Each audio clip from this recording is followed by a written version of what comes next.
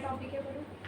Common computer problems with solutions. Common computer problems with solution. जो जैसे आप लोग क्लास स्टार्ट करते हो ना, तो आपके पास जब आप सिस्टम यूज़ करते हो तो काफ़ी प्रॉब्लम्स आती है हमारे सिस्टम्स में ना। जैसे कभी ऑफ हो जाता है अपने आप चलते चलते, या कई बार स्क्रीन ही ऑन नहीं होती है। तो ऐसी प्रॉब्लम्स को फेस हम करते हैं। तो उसी के सॉल्यूशंस मैं आज आपको बताऊंगी कि जो भी हमारे सिस्टम में कॉमन प्रॉब्लम्स होती है उसको हम कैसे कैसे ठीक कर सकते हैं। ठीक है, फर्स्ट है इसमें if computer get slow.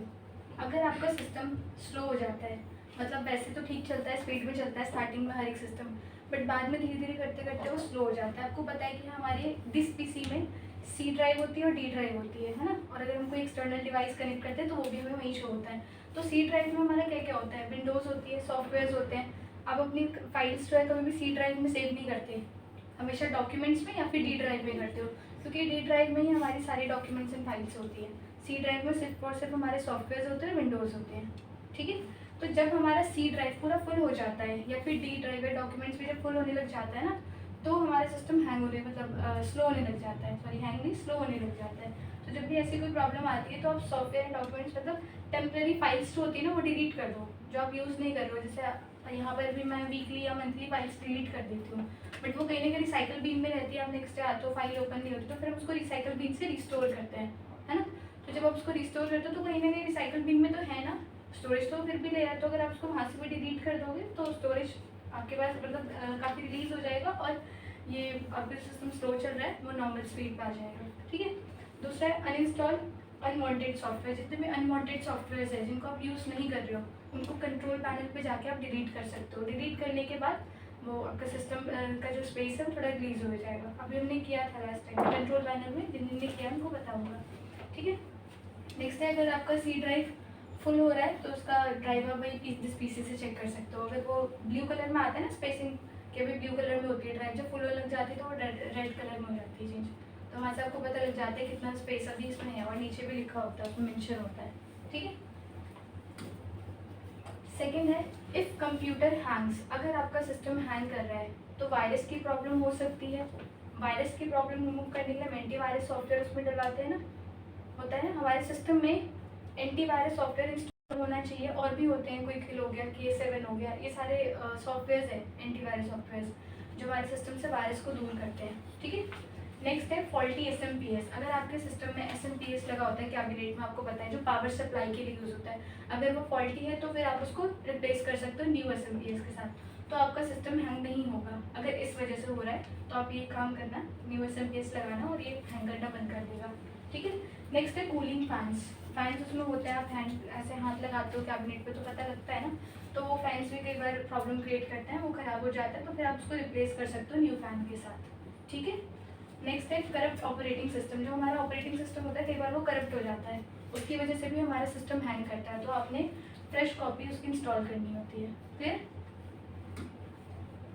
Next है कीबोर्ड माउस नॉट वर्किंग। कई बार होता है कि हमारा माउस काम नहीं करता या कीबोर्ड काम नहीं करता। क्या क्या प्रॉब्लम्स हो सकते हैं, चेक कनेक्शन चेक कर लो ठीक है या नहीं। दूसरा, ट्राई डिफरेंट USB पोर्ट। जिस पोर्ट में वो लगा होता है उसका वायर जो लगा होता है, कई बार वो पोर्ट हमारा ख़राब हो जाता है तो आप उसको वहाँ से हटा के दूसरी USB पोर्ट में लगा सकते हो। कई बार वायर हिल जाती है तो फिर आप उसको ठीक कर सकते हो, USB पोर्ट चेंज कर सकते हो। और रिप्लेस बैटरीज, जो हमारी बैटरीज वाले कीबोर्ड और माउस होते हैं ना वायरलेस, तो उनकी आप बैटरीज चेंज कर सकते हो, क्योंकि वो तो बैटरी से चलते हैं ना, बैटरीज उनकी चेंज कर सकते हो। नेक्स्ट है इफ़ सॉफ्टवेयर रन स्लो। अगर आपके सिस्टम में सॉफ्टवेयर बहुत धीरे धीरे चल रहा है, जैसे इलस्ट्रेटर यूज़ करो, वर्ड यूज़ करो, एक्सेल यूज़ करो, बहुत जल्दी जल्दी रिस्पॉन्ड नहीं कर रहा, थोड़ा वेट करता है ना कुछ कुछ सॉफ्टवेयर में, तो ये हो सकता है लो प्रोसेसिंग पावर। कई बार क्या होता है कि जो हमारा कैबिनेट होता है बहुत पुराना हो जाता है ना, और हम उसमें न्यू सॉफ्टवेयर इंस्टॉल करते हैं तो वो उससे मैच नहीं कर पाता, है ना, मैच नहीं कर पाता क्योंकि वो आउटडेटेड है। जो आपका कैबिनेट है वो आउटडेटेड हो चुका है, और उसमें हम न्यू सॉफ्टवेयर इंस्टॉल करते हैं तो उसमें वर्क नहीं कर पाता। तो आपको बेटर CPU लगाना चाहिए, अपने कैबिनेट को चेंज कर सकते हो। ठीक है, लो मेमोरी रैम। जो हमारे सिस्टम में रैम होती है, देखिए मदरबोर्ड है, ये लगा होता है हमारे कैबिनेट के अंदर। ठीक है, तो ये वाला एरिया जो होता है वहाँ पे रैम लगाई जाती है। किसी किसी सिस्टम में ये 2 GB की होती है, 4 GB की होती है, तो अगर उसको और बढ़वा सकते हो अच्छी स्पीड के लिए। ठीक है, तो आपका सॉफ्टवेयर बहुत अच्छे से चलेगा, रुकेगा नहीं। इसके बाद बाद नेक्स्ट है hard disk failure. Hard disk failure का मतलब है कि कई बार हमारा हार्ड डिस्क क्रैश हो जाता है, ठीक है। हार्ड डिस्क क्रैश हो जाता है तो हमारी जितनी फाइल्स होती है वो सारी रिमूव हो जाती है। तो जब भी आपको ऐसा लगता है ना कि ये हार्ड डिस्क क्रैश हो सकती है हमारी, तो हमेशा पहली बात तो हमें हमेशा अपनी फाइल्स का एक बैकअप रेडी रखना चाहिए कि बैकअप रहेगा तो आप उसको बाद में भी यूज़ कर सकते हो, कॉपी रहेगी तो अगर हार्ड डिस्क फेलियर होता है तो आपका सिस्टम हो सकता है स्टार्ट ना हो और replace older hard disk with the new one. तो अगर सिस्टम स्टार्ट नहीं होगा तो आपको दूसरे के साथ रिप्लेस करना होगा, पुरानी हार्ड डिस्क निकाली, न्यू हार्ड डिस्क लगाई, बट इसमें आपका एक्सपेंस ज़्यादा लग जाएगा। तो इससे अच्छा है कि हमेशा जो भी आपकी फाइल्स है ना उसका रेगुलर बैकअप बना के रखो आप। दूसरा एक्सटर्नल डिवाइस में रखा करो, जैसे गूगल ड्राइव हो गया, आई क्लाउड्स हो गए, पेन ड्राइव हो गई, हमेशा अपनी फाइल्स उसमें भी रखो ताकि अगर ये क्रैश भी हो जाए तो भी आपको प्रॉब्लम ना हो, आपकी फाइल्स आपके पास सेफली रहे, ठीक है। इसके बाद नेक्स्ट है ब्लू स्क्रीन। शायद आप में से कुछ स्टूडेंट ने ये चीज़ फेस करी होगी अपने सिस्टम में ना, ये ब्लू स्क्रीन आ जाती है। ब्लू स्क्रीन आने का क्या क्या रीज़न हो सकता है? पहला तो ब्लू स्क्रीन में मेमोरी डंप मैसेज डीटैच। अगर ये स्क्रीन आती है आपके पास, आपके स्क्रीन में, आपके सिस्टम में, तो हम उसको कैसे कैसे ठीक कर सकते हैं? डीटैच मतलब अपने रैम को आप निकालो मदरबोर्ड से और अगेन उसको फिक्स करो। जो भी बताया मैंने, मदरबोर्ड में आप उसको निकालो रैम को और अगेन फिक्स करो तो वो ठीक हो सकती है प्रॉब्लम। कई बार आपको रैम को रिप्लेस करना पड़ सकता है। अगर ये चीज़ काम ना हो तो आप रैम को रिप्लेस कर सकते हो, किसी दूसरे रैम को मदरबोर्ड में लगा सकते हो। रीबूट योर विंडोज़ और अपडेट विंडोज़ एंड ड्राइवर्स से भी ठीक हो सकता है। अगर ऐसे ठीक ना हो तो आप ये दो चीज़ें यूज़ कर सकते हो, ठीक है। कई बार रैम ना लगाते हैं, निकाला और फिर लगाया तो भी ठीक नहीं होता, तो आप एक चीज़ और कर सकते हो कि जो रैम में ये वाला पार्ट होता है ना, गोल्ड प्लेट्स जो होती है, उसको इरेजर से क्लीन करके अगर आप उसको लगाते हो, फिक्स करते हो तो फिर वो ठीक हो सकता है, क्योंकि इसमें भी डस्ट आ जाता है। ये क्लीन करके अगर आप लगाओगे तो ठीक हो सकता है। ये ब्लू स्क्रीन फिर शो नहीं होती है।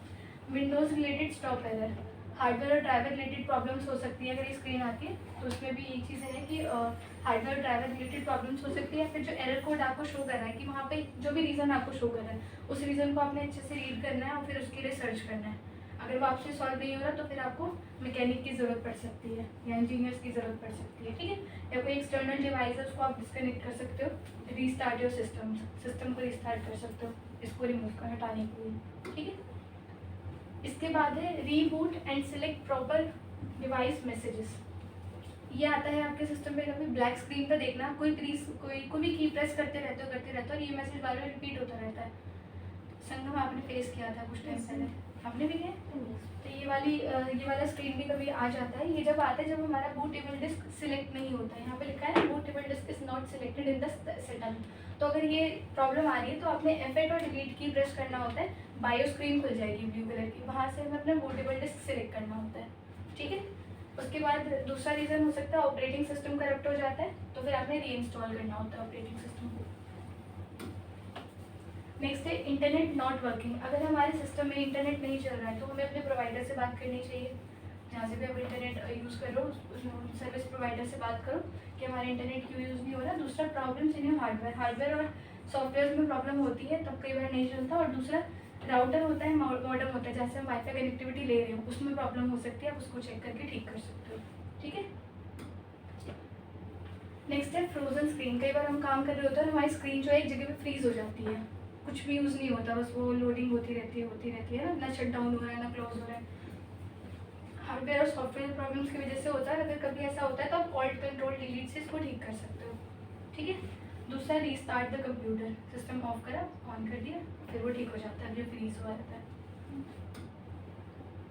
नेक्स्ट है नॉइस फ्रॉम कंप्यूटर्स। आप देखते हो ना कैबिनेट में से साउंड आ रहा होता है, फैन चलने का और असेंबलीज का कई बार आता है। तो ये अगर नॉइस आ रही है तो अपने पीसी को आपने थोड़ा सही जगह रखना है जहाँ पर उसको थोड़ा स्पेस मिले।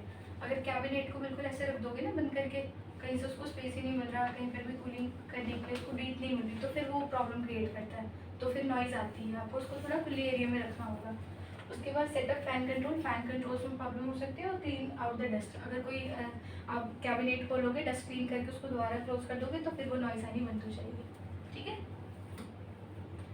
इसके बाद है ओवर हीटिंग तो देखो नॉर्मल है, आप कुछ भी यूज़ कर रहे हो ना, सिस्टम अगर यूज़ कर रहे हो तो फैन का हीट होना, मदरबोर्ड का, ये नॉर्मल होता है। बट अगर कई बार बहुत ज़्यादा हीट कर रहा है, इट्स मीन पोजीशन या कंप्यूटर, आपको पहले तो उसको सही जगह रखना पड़ेगा, जो मैंने पिछले में बताया कि उसको सही जगह पे रखो। और दूसरा अगर आप लैपटॉप्स वगैरह यूज़ करते हो, अगर आप ओरिजिनल चार्जर यूज़ नहीं करो तो भी ओवर हीटिंग होती है, ठीक है। अगर अपना चार्जर यूज़ करें तो कोई प्रॉब्लम नहीं है, बट अगर ओरिजिनल चार्जर नहीं है तो आप हीटिंग प्रॉब्लम फेस कर सकते हो। Avoid using unnecessary apps and process, जितने भी अननेसेसरी ऐप्स हैं उनको आप डिलीट कर दो, ठीक है। उसकी वजह से भी ओवर हीटिंग होती है। और चेक द बीसी टेम्परेचर उसका चेक कर लो, वो आपको पता लग जाएगा कंट्रोल पैनल से या बायोस से, ठीक है। नेक्स्ट है unable to install a software. कई बार हम कोई सॉफ्टवेयर इंस्टॉल करते हैं, जैसे आप सेल फोन में ही कोई एप्लीकेशन इंस्टॉल कर रहे हो, प्रॉब्लम आती है जब स्टोरेज नहीं होता आपके फ़ोन में तो वो इंस्टॉल नहीं होता। सेम एज यहाँ पर भी यही प्रॉब्लम्स होती है। अगर स्टोरेज प्रॉब्लम है तो आप सॉफ्टवेयर इंस्टॉल करने में आपको प्रॉब्लम आएगी, ठीक है। हार्डवेयर रिलेटेड प्रॉब्लम है तो आएगी, या फिर जैसे कुछ एप्लीकेशंस होती है जिनके लिए हमारे पास ये फाइल्स होनी चाहिए तभी आपका सॉफ्टवेयर हमारे सिस्टम में इंस्टॉल होता है। जैसे कोरल ड्रॉ होता है, उसके लिए हमारे पास .NET होना चाहिए। अगर .NET फाइल हमारे सिस्टम में नहीं होगी तो कोरल ड्रॉ इंस्टॉल नहीं होगा, ठीक है। इसके बाद है कंप्यूटर ऑटोमेटिकली टर्न्स ऑफ और रीस्टार्ट। हमारा सिस्टम कई बार अपने आप ही ये ऑफ हो जाता है और रीस्टार्ट हो जाता है ना यूज़ करते करते। तो इसके रीजन से अगर आपका विंडो अपडेट हो रहा है, आप देखते हो कई बार शट डाउन करते हो और वहाँ लिखा आता है विंडो अपडेट, तो थोड़ा सा वेट करना पड़ता है हमें सिस्टम ऑन होने का। तो जब विंडो अपडेट हो रही होती है तब ये वाली प्रॉब्लम हमें फेस करनी होती है, अपने आप ऑफ हो जाना और रीस्टार्ट हो जाना, ठीक है। सेकेंड है CPU हीटिंग। अगर आपका CPU हीट कर रहा है तब ये प्रॉब्लम आप फेस कर सकते हो। और दूसरा पावर सप्लाई में अगर कोई प्रॉब्लम है तो SMPS में, ठीक है। इसके बाद नेक्स्ट है system crashes before loading operating systems. इसके रीज़न हो सकते हैं कि अगर आप कोई फ्रेश ऑपरेटिंग सिस्टम इंस्टॉल करते हो तो कई बार हमारा सिस्टम क्रैश हो सकता है, बट वो कोई प्रॉब्लम नहीं है, वो कुछ टाइम में ठीक भी हो जाता है। उसके बाद सॉफ्टवेयर इश्यूज हो सकते हैं या पावर फेलियर, इनकरेक्ट और रीस्टार्ट्स की वजह से भी हमारा सिस्टम क्रैश हो सकता है, ठीक है, इसके रीज़न से ही। इसके बाद monitor is not showing anything. कई बार क्या होता है कि हमारा कैबिनेट हम म्यूट ऑन करते हैं नीचे से और ऊपर स्क्रीन ऑफ होती है, तो जब तक स्क्रीन ऑन नहीं करोगे तब तक तो वैसे भी डिस्प्ले ऑन नहीं होती है हमारी, है ना। या फिर केबल प्रॉब्लम होती है, पीछे से वायर ठीक करते हैं तब जाके आपकी स्क्रीन में कुछ शो होता है। कैबिनेट तो ऑन होती है बट स्क्रीन में तो बोलते हैं स्टूडेंट्स की मैम नीचे से तो ऑन करते हैं बट यहाँ से तो कुछ दिख ही नहीं रहा स्क्रीन, क्योंकि केबल में प्रॉब्लम हो सकती है, तो उसको टाइट कर सकते हो। दूसरा ग्राफिक कार्ड लगा होता है हमारे मदरबोर्ड में, उसको आप ठीक कर सकते हो। अगर वो फेल हो जाता है तो आपने रिपेयर और रिप्लेस करवाना होता है उसको, इसकी वजह से भी हमारे डिस्प्ले में कुछ शो नहीं करता अगर ग्राफिक कार्ड की प्रॉब्लम है। या फिर रैम प्रॉब्लम होगी, उसको भी डीटच या रीअटैच करना होगा आपको, क्लियर है। इसके बाद फिनिश।